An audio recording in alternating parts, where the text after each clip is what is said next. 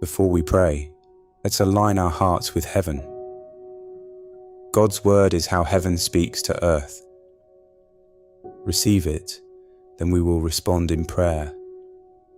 You know the feeling. It sits right there in your chest, tight, heavy, just below the surface. Someone hurt you. Maybe they apologized.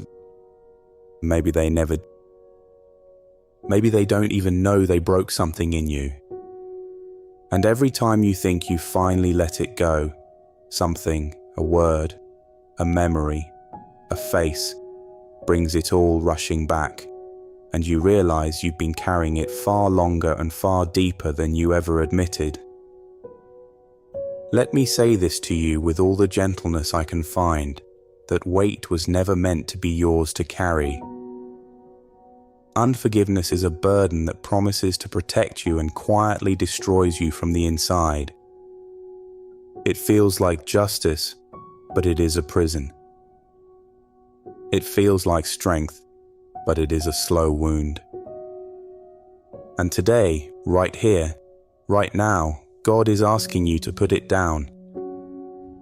Not because what was done to you didn't matter. It did. Not because the pain isn't real. It is painfully, devastatingly real. But because you were made for something far freer than this. You were made for the kind of wholeness that only comes when you open your hands and release what you've been gripping so tightly. David was a man who understood what it meant to be wronged. He spent years running from Saul, a man he had served faithfully, a man he had honored even when that man was trying to kill him. He knew betrayal from close friends. He understood injustice, bitterness, and the exhausting weight of carrying wounds that hadn't healed. And yet, over and over again, David returned to the same well, the steadfast love and faithfulness of God. In Psalm 138, David opens with a declaration that pulses with gratitude. I give you thanks, O Lord, with my whole heart. Before the gods I sing your praise. I bow down toward your holy temple and give thanks to your name for your steadfast love and your faithfulness. For you have exalted above all things your name and your word. On the day I called, you answered me. My strength of soul you increased. Psalm 138 verses 1-3. Do you see what David is anchoring his whole life to? On the day I called, you answered me. He was weak, and God strengthened him. He was small, and God bent low. He was unworthy, and God responded anyway.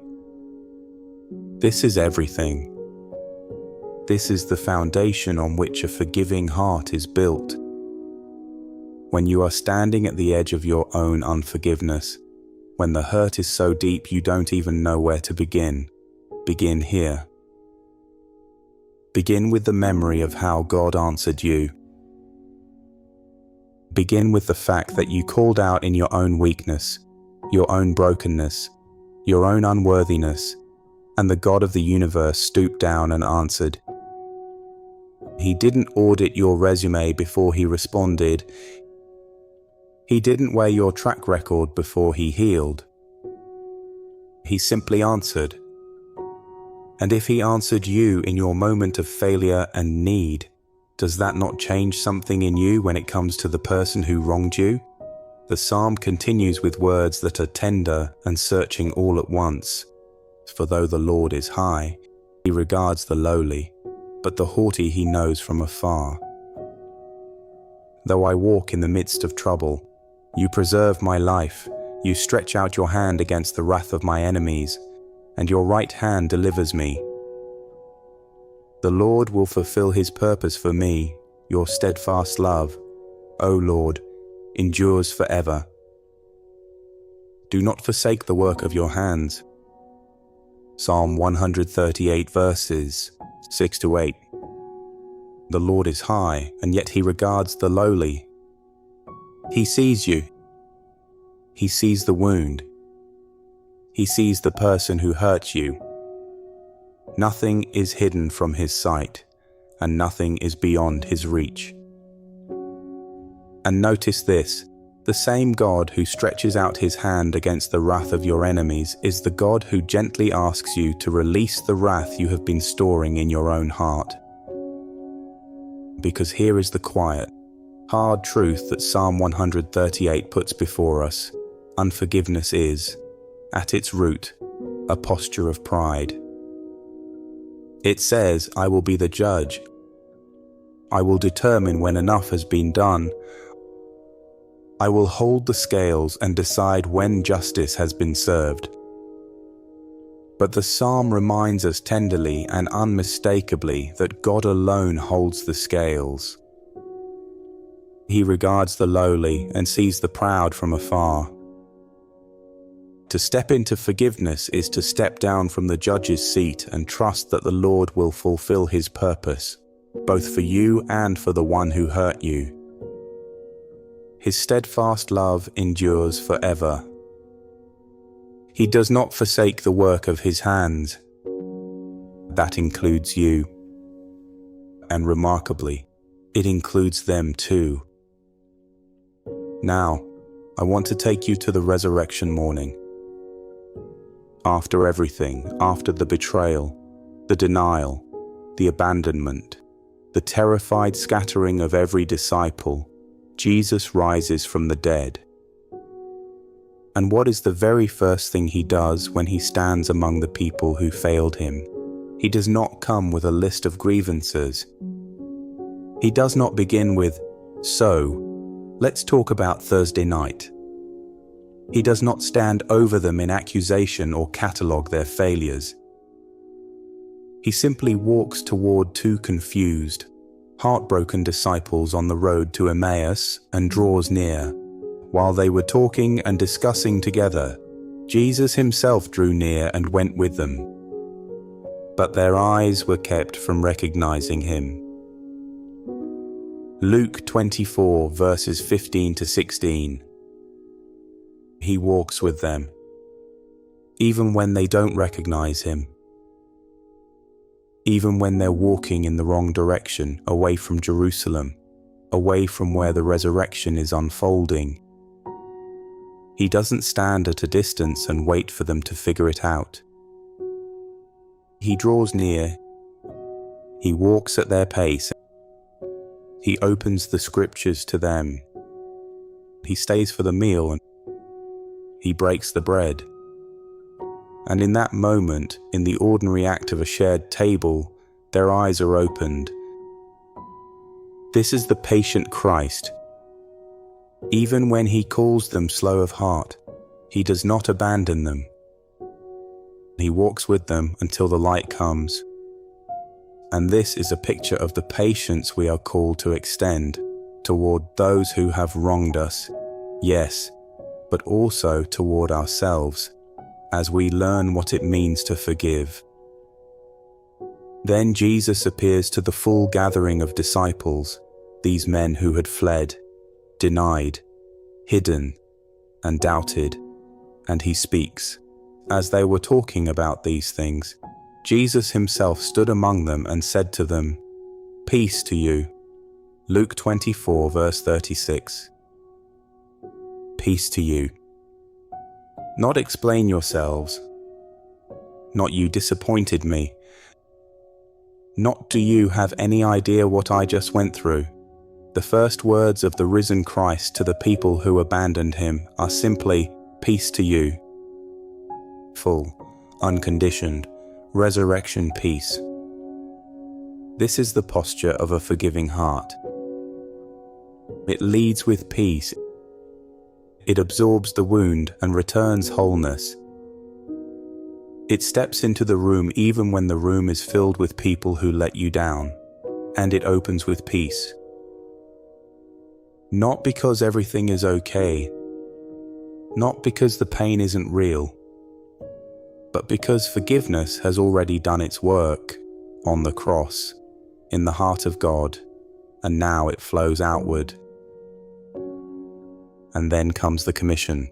He said to them, "Thus it is written, that the Christ should suffer and on the third day rise from the dead, and that repentance for the forgiveness of sins should be proclaimed in his name to all nations, beginning from Jerusalem. You are witnesses of these things." Luke 24, verses 46 to 48. The mission of the church begins with forgiveness. The gospel itself is forgiveness, the reconciliation of sinful, broken, wound-carrying humanity to a holy God through the suffering and resurrection of Jesus Christ. We are sent as witnesses to carry that same forgiveness to all nations.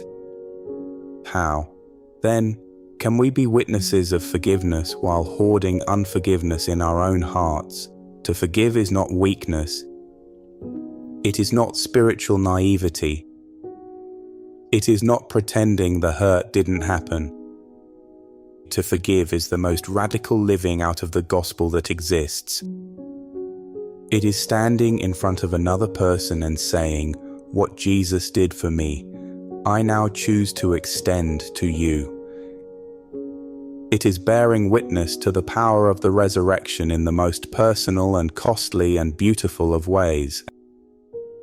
You have been called to this. You were made for this kind of freedom.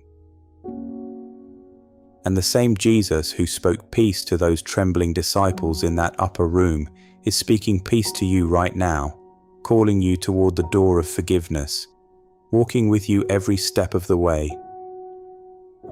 Take a breath and let it go. Now, before we pray, please like this video and subscribe to the channel. It helps us reach believers all around the world. Let's pray. Father, I come to you with this. Not neatly, not with the right words already assembled, not with a heart that has it all worked out, just as I am, with all of it still sitting heavy inside me, because you already know what's there. You've known all along. And I am so grateful that you don't ask me to clean it up before I come to you. You just ask me to come. Lord, I want to give you thanks with my whole heart today, even when my heart doesn't feel whole. Even when part of it is still bruised and closed off and a little afraid of what forgiveness might cost me. I want to give you thanks the way David did, with the memory of how you answered me when I called. Because you did answer me. On the days I was at my lowest, at my most unworthy, at my most desperate, you answered. You strengthened my soul. You bent low. You did not turn away from me in my mess and my weakness and my sin. And Lord, if that is true, and I know it is, then I have no ground to stand on when I withhold that same mercy from someone else. Father, I want to be honest with you. Forgiveness is hard. Sometimes it feels like the hardest thing you have ever asked of me. Because the hurt is real. The wound goes deep. And the part of me that wants justice, that wants the scales to be balanced, that wants some acknowledgement of what was done, that part of me is still very much alive. I am not going to pretend otherwise. I think you can handle my honesty. But Father, I also know what I've been forgiven. I know what it cost you. I know that while I was still carrying everything that stands between me and your holiness, you did not regard me from afar. You stretched out your hand. You preserved my life. You fulfilled your purpose for me even when I had done nothing to deserve it. Your steadfast love, Lord, your steadfast love endures forever. It is not theoretical. It is not distant. It is the most real thing I have ever experienced. And so I ask you today to let that love do its work in me all the way down into the places I have kept locked. Lord, there are relationships in my life that feel dead. Things that feel buried beyond any hope of recovery. But I watched you take Jairus' daughter by the hand and say, "Arise," and she walked. I watched you speak life into what everyone else had already mourned, and I'm asking you to do it again. Where I have buried this relationship under years of unforgiveness, where I have told myself it's over and there's no point, would you speak arise? Would you walk into the morning and tell me that what looks dead is only sleeping? I don't have the faith for this on my own, but I am reaching for the hem of your garment. That is all I have, but I've read what happened when someone did that before.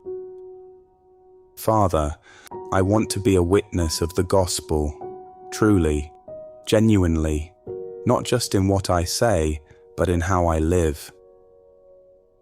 And I know that I cannot be a witness of forgiveness while hoarding unforgiveness in my heart. I know it. The risen Christ walked into a room full of people who had failed him, and he said, "Peace to you," not accusations, not explanations demanded, just peace, freely given, unconditioned. That is the Jesus I have given my life to. That is the Jesus I want to reflect. So, Lord, I am asking you to do what I cannot do for myself. I cannot manufacture a forgiving heart out of my own willpower. I've tried and I keep trying. And I keep discovering that willpower alone cannot reach the deepest places where unforgiveness lives. But you can. You made my heart. You know every corridor, every locked room, every wound I have been guarding. And I am asking you, I am giving you permission to go there. Go into the places I have been too afraid to open. Bring your light into the rooms I have kept dark. Loosen what I have been clutching so tightly. Father, I release this person to you today. I release the debt. I release the demand for justice on my own terms. I release the story I have been rehearsing, the narrative I have told over and over again about what they did and how it changed everything. I am laying it at your feet, not because it didn't matter, but because you matter more. Not because the pain wasn't real, but because I trust that you are more just than I will ever be, and I trust that you will fulfill your purpose for me and even for them. Jesus, I thank you for the cross. Thank you for absorbing in your body everything that should have fallen on me. Thank you that the first words you spoke to your disciples after the resurrection were not words of accusation, but words of peace. That is the kind of Savior you are. That is the kind of God I have. And because of that, because of all of that, I can do this. I choose to forgive today. In your name, Jesus, and by the power of the Spirit that raised you from the dead. Amen. In Jesus' name I declare this prayer over your life, past, present, and future. God is in all of it. Trust Him. Type Amen in the comments if you receive this prayer, and drop your prayer request below. We are a family of faith and we pray for one another. God bless you.